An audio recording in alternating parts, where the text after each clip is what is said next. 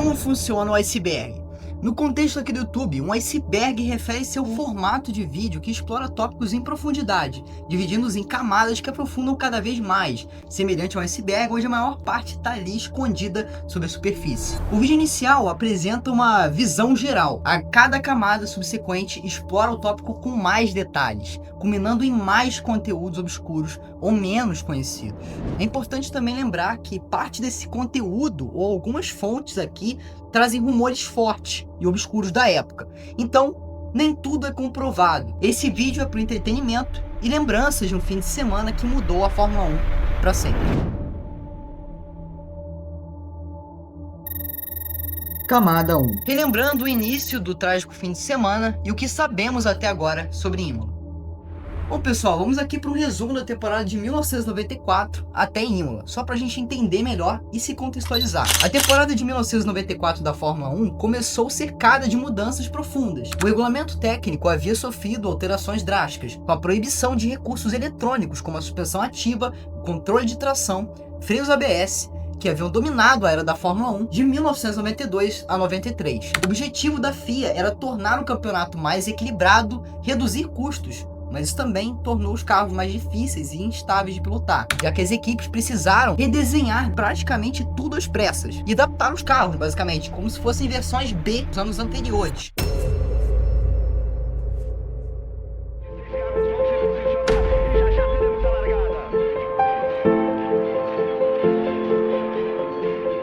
Estamos em Interlagos, no GP do Brasil, dia 27 de março de 1994. Ayrton Senna, agora já na nova Williams Renault, largou na pole, mas após um erro e um toque com Damon Hill, abandonou a corrida. Michael Schumacher, na Benetton Ford, venceu com autoridade. Foi a primeira demonstração clara de que o carro da Benetton estava fortíssimo, especialmente com Schumacher no comando. Agora indo para a segunda etapa do campeonato de 94, no GP do Pacífico, em Aida, dia 17 de abril. Uma prova completamente dominada por Michael Schumacher. Senna teve um fim de semana para esquecer. Foi atingido na primeira curva por Mika Häkkinen e depois por Nicola Larini. 2 corridas, 2 abandonos para Ayrton. Schumacher já disparava na liderança, com 20 pontos contra 0 do brasileiro. Enquanto Schumacher parecia imbatível, rumores começaram a surgir sobre possíveis irregularidades na Benetton, principalmente sobre o suposto software proibido de controle de tração escondido no sistema. Nada foi provado até hoje, mas a FIA estava de olho. Do lado da Williams, Senna reclamava publicamente do comportamento imprevisível do FW16, que sofria de instabilidade aerodinâmica devido às mudanças no regulamento. O carro era rápido demais em uma volta, mas nervoso nas curvas de alta. E Ayrton dizia o quanto isso era perigoso, que precisava domar o carro o tempo todo. O clima antes de Imola. O GP de San Marino, em 1º de maio de 1994, chegou com um clima tenso. Schumacher estava com 20 pontos, com 2 vitórias, pressionando muito o piloto brasileiro Ayrton Senna, que estava zerado sob a enorme pressão dos brasileiros e da grande mídia. A Williams tentando desesperadamente encontrar um equilíbrio no carro, rumores técnicos e clima de rivalidade extrema. O que ninguém sabia é que aquele fim de semana se tornaria o mais trágico da história da Fórmula 1. E agora vamos para todos os dados confirmados pela Fórmula 1 oficialmente. O GP de San Marino de 1994 em Imola foi um fim de semana trágico na história da Fórmula 1, marcado por 2 acidentes fatais e um acidente grave com Rubens Barrichello. A corrida foi reiniciada logo após o acidente de Senna causado pela quebra da barra de direção, isso que foi confirmado pelo julgamento italiano, e Michael Schumacher venceu a prova. O fim de semana em Imola teve um impacto muito significativo na segurança da Fórmula 1, levando às mudanças drásticas no projeto dos carros e nas regras de segurança.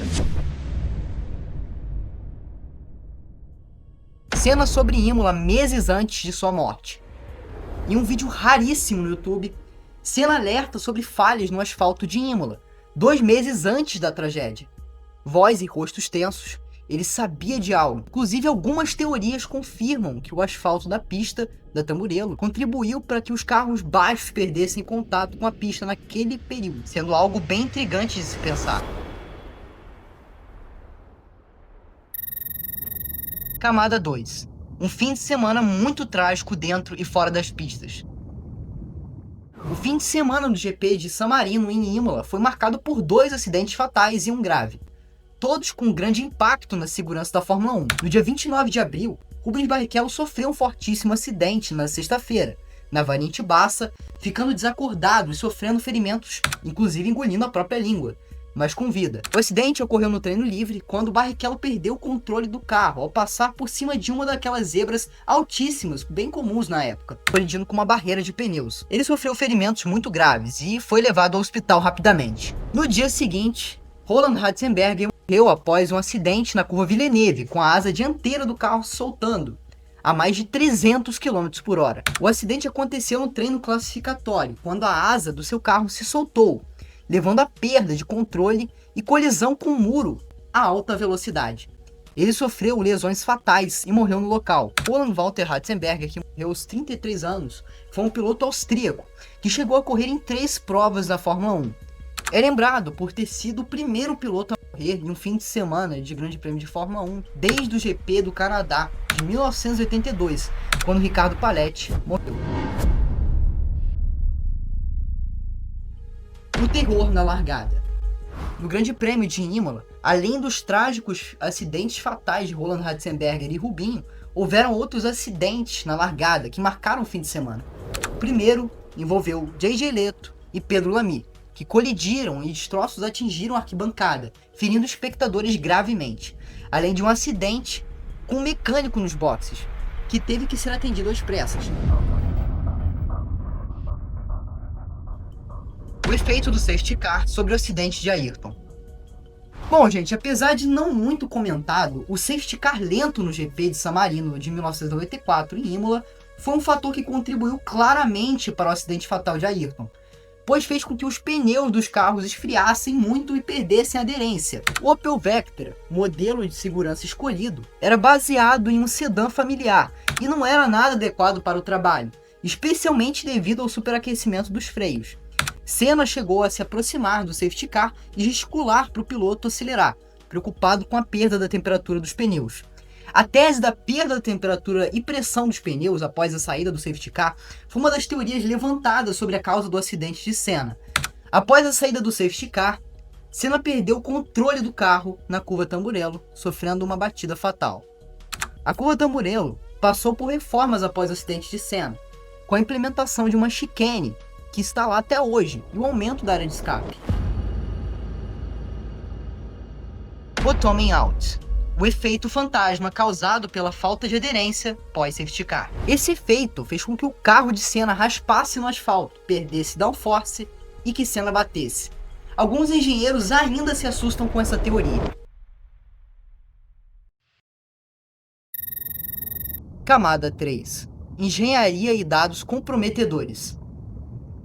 Coluna de direção castrada. No projeto do FW16 da Williams, a coluna de direção era um tubo metálico, uma peça única medindo 910,2 mm de comprimento, da conexão com a caixa de direção até o cubo do volante. Para vocês entenderem, pessoal, a uma distância de 685,5 mm da extremidade inferior na caixa de direção, a coluna era fixada ao chassi por meio de uma espécie de suporte de liga de alumínio, com uma bucha autolubrificante, feita de um material semelhante ao Teflon, deixando a parte restante de 224,7 mm como um cantilever. Senna reclamou com a equipe sobre o desconforto no cockpit. Ele queria que a coluna de direção fosse rebaixada para melhorar sua posição de pilotagem, e porque, ao usar no seu design o volante preferido, seus dedos ficavam roçando na parte superior do chassi, com resultados dolorosos. Não foi uma tarefa nada simples, pois os regulamentos exigiam, após a remoção do volante, que houvesse um espaço ali o suficiente na área do cockpit para a passagem de um gabarito, uma armação de aproximadamente 250 por 250 milímetros, conforme as regras diziam da FIA de 1994. Para atender os desejos de Senna, Adrian Newey, então projetista-chefe da Williams, ordenou ao escritório de projetos que baixasse a coluna de direção em 2 milímetros. Quando se constatou que isso prendia o gabarito da FIA, a melhor solução foi reduzir o diâmetro da coluna em 4 milímetros nessa mesma área. Entre aspas, reduzir o diâmetro do tubo foi um grande erro do projeto, disse Camarota. As análises das propriedades químicas e mecânicas das peças não foram consistentes. Elas mostraram claramente o uso dos dois materiais diferentes. No relatório pericial apresentado ao tribunal pelo professor Lorenzini, lê-se, entre aspas, em termos gerais, deve-se dizer que a coluna de direção de 3 peças é indicativa de uma modificação mal projetada, pois a espessura da seção, precisamente no ponto da tensão máxima, a mudança abrupta na seção transversal, com raio de filete excessivamente pequeno, mais os arranhões causados pelos excessos mecânicos de perfuração e torneamento, contribuem para criar uma situação estruturalmente muito crítica, com consequente de alto risco de falha sob condições estáticas. Há ainda grandes controvérsias sobre o julgamento da alteração na coluna, se houve ou não um erro humano. Segundo rumores, as chances são bem altas desse possível erro, mas o órgão italiano responsável pela representação da corrida oficialmente nega essa possibilidade.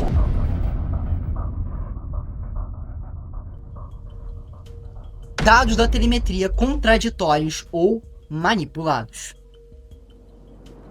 A telemetria do carro de Ayrton Senna na corrida de Imola, especificamente os dados da Williams e da Renault, foi um ponto de controvérsia na investigação do acidente. A central da Renault, responsável pelos dados do motor, teria sido usada em testes na França e os registros apagados, enquanto a central da Williams, que monitorava o câmbio e chassis, teria sido danificada no acidente, mas um técnico da Williams afirmou que ambas estavam intactas. O técnico da Renault, Bernard Dufour, afirmou que os dados da central da Renault foram enviados à justiça italiana após 18 dias, mas estavam borrados, entre aspas, devido a testes realizados na França. Nos dados da Williams, um técnico da equipe afirmou que as centrais da Williams e da Renault estavam intactas após o acidente, apesar de alguns arranhões. A justiça italiana investigava as causas do acidente e indicou Frank Williams, Patrick Head e Adrian Newey por homicídio culposo. A aparente contradição entre os depoimentos dos técnicos da Renault e da Williams sobre o estado da telemetria e da perda de dados da Renault levantou suspeitas e dúvidas sobre as causas do acidente. O impacto disso após o acidente de Senna e as controvérsias sobre a telemetria foram um divisor de águas na segurança da Fórmula 1, levando a mudanças no circuito de Imola e na implementação de novas medidas de segurança. Camada 4. A homenagem nunca feita e polêmicas conhecidas. A homenagem nunca realizada de Senna. No Grande Prêmio de Imola, Ayrton Senna pretendia homenagear o piloto austríaco Roland Ratzenberger, que havia morrido no dia anterior em um acidente durante a classificação. Senna guardou uma bandeira da Áustria em seu carro, com a intenção de exibi-la ao final da corrida, caso vencesse.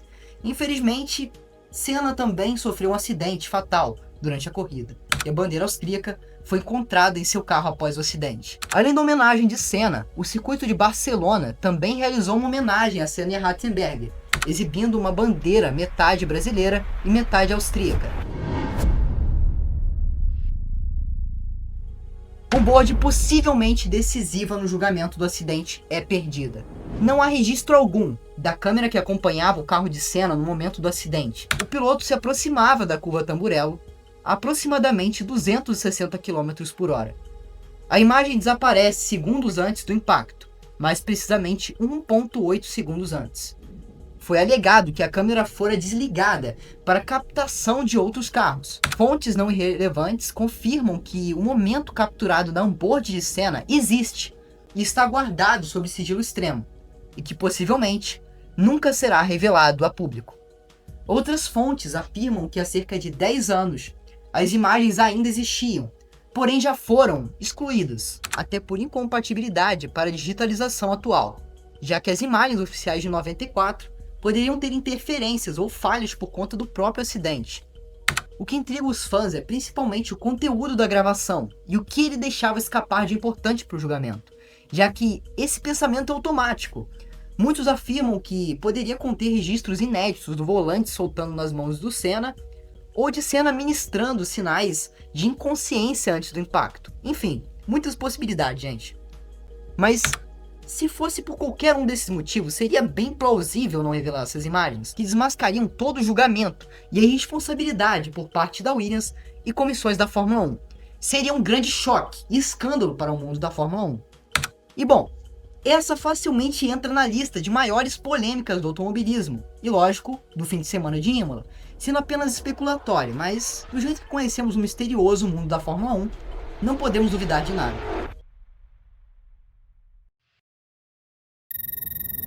Camada 5. O terreno escorregadio das teorias conspiratórias. Benetton adulterado. Alegações de trapaças foram feitas ao longo do Campeonato Mundial de Fórmula 1 de 1994. Várias equipes de Fórmula 1 estavam envolvidas, com as principais alegações em torno da Benetton Fórmula. Inicialmente, a Benetton foi acusada de usar um software de controle de tração ilegal em sua vantagem nas corridas.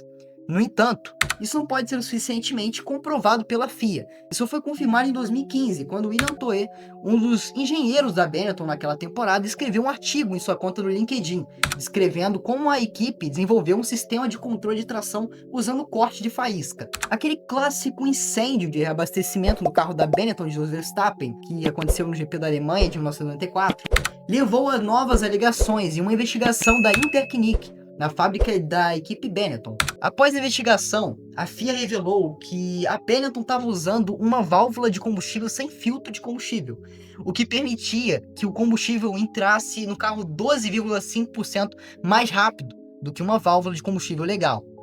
Novas alegações levaram a rumores de que Michael Schumacher deixaria a equipe. O relógio que não bate e Senna morre na pista. A autópsia do acidente de Ayrton Senna em Imola confirmou a morte instantânea devido a múltiplas lesões na cabeça e na base do crânio. Apesar da morte instantânea, a confirmação oficial da morte ocorreu após o transporte de Senna para o hospital e procedimentos médicos, devido à legislação italiana que exige a confirmação da morte cerebral. A demora da comunicação pública e o transporte de helicóptero, juntamente com a cena controversa do acidente, geraram muitas especulações e teorias conspiratórias. O relatório da autópsia revelou que Ayrton Senna sofreu lesões na cabeça, cervical e a base do crânio, que resultariam em morte instantânea.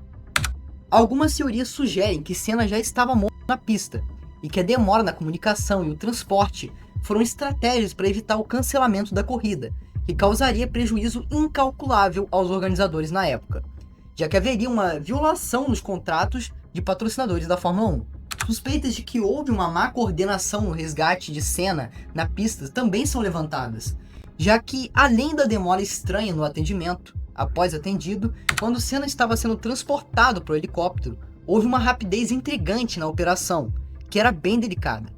Muitos inclusive testemunham que o helicóptero, após subir, seguiu rápido demais, entre aspas, para o hospital de Maggiore, mostrando que havia uma falta de sincronia decisiva na operação. De um lado, muitos acreditam que era por conta da pressa em liberar a pista para o prosseguimento da prova, o que faz bastante sentido. E por outro, acreditam que fazia parte de um plano para dar menos chance de vida a Ayrton.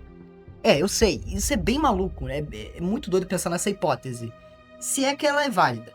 Mas eu pessoalmente ainda prefiro acreditar na primeira opção. Comentei aqui só para mostrar as duas faces da moeda. De qualquer forma, a falta de coordenação por parte dos oficiais num acidente tão grave é inegável, e muitos acreditam ter sido decisiva para o salvamento de Ayrton. Detrito assassino. Alguns cinegrafistas juram ter visto em slow motion algo metálico quicando na frente do carro de Ayrton, segundos antes da batida, o que teria causado uma distração ou dano mecânico. Até hoje não há consenso sobre o que seria, mas como parte de provas, um detrito que possivelmente causou ou foi um dos mais diversos fatores que ceifaram a vida de Senna naquele trágico fim de semana. Camada 6. Teorias macabras e perturbadoras. Bom, pessoal, agora na última e mais profunda camada, haverão afirmações, desabafos ou depoimentos raros pela internet extremamente pesados ou intrigantes sobre o fim de semana. Piloto do safety car de Imola, 1994, relata pesadelos perturbadores com o acidente fatal de Senna. Bom, gente, esse testemunho é do próprio piloto do safety car na época, Max Angelini. E vocês podem encontrar ele completo com uma história fantástica numa matéria da motorsport.com, onde ele, com o ex-diretor de provas, Charlie Whiting, que estava sentado ao lado do condutor, dividem suas opiniões sobre o fim de semana no geral. Nas palavras de Max, ele relata: "Vou lhes contar o que vivi. Durante anos senti remorso pelo acidente. Achei que os pneus dele tinham perdido pressão. Isso fez com que o carro batesse nas lombadas da tamburela. Então, talvez algo tivesse quebrado antes de sair da pista. O acidente ocorreu no início da terceira volta, após o reinício, portanto, a sétima da corrida. E não ficou claro para mim se naquele momento os pneus deveriam ter retornado à pressão ou à temperatura corretas para garantir uma boa aderência. É um assunto que nunca abordamos", acrescentou Angelini. 30 anos se passaram. Talvez eu não me lembre de todos os detalhes daquele dia maldito, mas me lembro das emoções profundas e das cicatrizes e pesadelos que ele me deixou. Ver o maior piloto da história vir ao meu lado e bater o punho para me dizer para ir mais rápido me fez sentir pequeno e insignificante. Eu queria desaparecer, nunca ter nascido. Para mim foi terrível. Parecia que ele estava falando comigo distorcidamente de dentro do cockpit da Williams. Tão clara era a mensagem que ele tentava me enviar.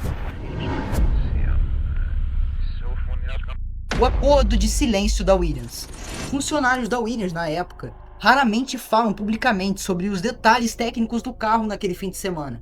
Há quem diga que existe um pacto interno, e com a família de Senna, com o próprio Frank Williams indo até a fazenda da família para não revelar certos bastidores sobre o FW16, e comentar em segredo que houve sim um envolvimento da equipe com o acidente, inclusive sobre a quebra da barra de direção, sendo essa informação não oficializada 100%, mas confirmada pelo Ernesto Rodrigues, autor do livro Senna, o Herói Revelado, que é muito interessante, eu recomendo para vocês lerem, inclusive, em recente entrevista no canal Otimiza, onde ele afirma que a informação veio do próprio Frank Williams em uma entrevista feita em off. O enigma da real última volta. Uma das mais bizarras. Há teorias de que a batida de Senna ocorreu uma volta antes do que foi oficialmente registrado, e que as imagens foram reorganizadas na transmissão ao vivo para dar uma narrativa mais linear. Nunca provado, mas alimenta discussões entre analistas de vídeo. O campeonato de 1994 foi manipulado e a morte de Senna era parte do plano. A conquista do título mundial de Fórmula 1 por Michael Schumacher em 1994 foi cercada de polêmicas. A disputa final com Damon Hill foi decidida em um acidente na última curva na Austrália, onde ambos se tocaram e abandonaram a prova, garantindo o campeonato para Schumacher por um ponto de vantagem. 1994 foi um ano marcado pela morte de Ayrton Senna no GP de San Marino, o que abalou o mundo da Fórmula 1. Mas que seria a peça-chave para o início do campeonato de Michael Schumacher, já que sem Senna, Schumacher dobraria suas chances de ser campeão. Mais à frente, Schumacher, correndo pela Benetton, liderava o campeonato com 92 pontos contra 91 de Hill, na Williams. Na última corrida em Adelaide, Schumacher e Hill se chocaram. Schumacher, com danos na suspensão, abandonou a corrida, e Hill, com o carro danificado, também não conseguiu continuar. O abandono de ambos os pilotos garantiu o primeiro título mundial para Schumacher, com uma vantagem de apenas um ponto sobre Hill. O incidente em Adelaide gerou muitas discussões sobre a legitimidade do título, com acusações de que Schumacher teria forçado o toque para garantir a vitória, e também sobre as possíveis irregularidades no carro da Benetton. No resumo da história, pessoal, o título de 1994 foi conquistado por Schumacher, de forma extremamente polêmica, em um ano marcado pelo pontapé inicial da tragédia em Imola, pela disputa acirrada com Hill, que culminou no acidente na última corrida, e gerou muitas discussões sobre a legitimidade do campeonato, assim como relatos na imprensa esportiva e análises da época. Senna foi assassinado. Essa teoria é bem cogitada, famosa, mas vamos destrinchar aqui para mostrar algumas possibilidades mais realistas do que o clássico sniper de Imola. Sabotagem eletrônica no volante, sistema de direção alterado. Essa teoria diz que o sistema de direção modificado pela Williams teria sido sabotado para quebrar durante a corrida, fazendo o carro perder o controle. Alguns acreditam que isso foi deliberado para impedir Senna de conquistar o título, já que ele era visto como uma ameaça direta a Benetton de Schumacher, como já comentamos na teoria anterior. Argumento mais usado: a solda na coluna de direção foi feita às pressas, com falhas visíveis nas imagens forenses. Manipulação da pressão dos pneus e ajuste aerodinâmico. Suposta alteração irregular da pressão dos pneus antes da corrida, deixando o carro instável nas primeiras voltas. Há quem afirme que, junto disso, a asa dianteira teria sido ajustada para gerar menos downforce, reduzindo a aderência nas curvas, principalmente as curvas de alta, como é o caso da Tamburello. A teoria se baseia no fato de Ayrton ter reclamado no comportamento estranho do carro durante a volta de apresentação com o safety car, já lento e sendo a cereja do bolo para piorar tudo. A interferência remota no controle eletrônico. Essa é uma das teorias mais extremas e sugere que algum dispositivo eletrônico oculto teria interferido nos sistemas do carro, desativando a tração ou alterando parâmetros em um ponto crítico da corrida. A Benetton e outras equipes foram acusadas em 1994 de usar o tal sistema eletrônico proibido. Especula-se que um código poderia ser ativado remotamente. Embora pareça improvável tecnicamente, essa teoria é citada em alguns círculos e fóruns como parte de um possível complô. Senna teve um AVC ou se suicidou. Algumas das hipóteses que levantaram foram de que ele parecia com um olhar perdido antes da corrida, como se estivesse aéreo ou sonolento, e isso teria sido interpretado como sinal de mal-estar neurológico. O histórico de estresse extremo. Aquela corrida já tinha sido marcada por 2 acidentes graves, Barrichello e Ratzenberger, somado à pressão de liderar a Williams e o peso psicológico, além do suposto dossiê sobre Adriano Galisteu. Há quem diga que tudo isso pode ter contribuído para um AVC súbito. Sobre possível suicídio no acidente. Essa é uma teoria bem rasa, mas ainda muito mais obscura, e bem rara de se ouvir. Mas alguns especulam. Senna estava emocionalmente abalado. Relatos dizem que ele não queria correr após a morte de Ratzenberger e nem do acidente de Barrichello, mas teria sido pressionado. Ele levou uma bandeira para homenagear Ratzenberger. Alguns interpretam como se ele tivesse tendo um pressentimento de que poderia se despedir também. Há quem diga que Senna não tentou reduzir o suficiente, e a forma como o carro foi reto demais poderia indicar que ele não reagiu, como se tivesse aceitado o destino. Camada 7. O desfecho das teorias e o legado de Imola. E bom, pessoal, eu tô num ambiente diferente aqui dessa vez, aqui o ar livre, um novo cenário pro canal, eu sei, pra gente encerrar com chave de ouro, né, esse primeiro iceberg da história da Cosmo Games, o iceberg de GP de Imola.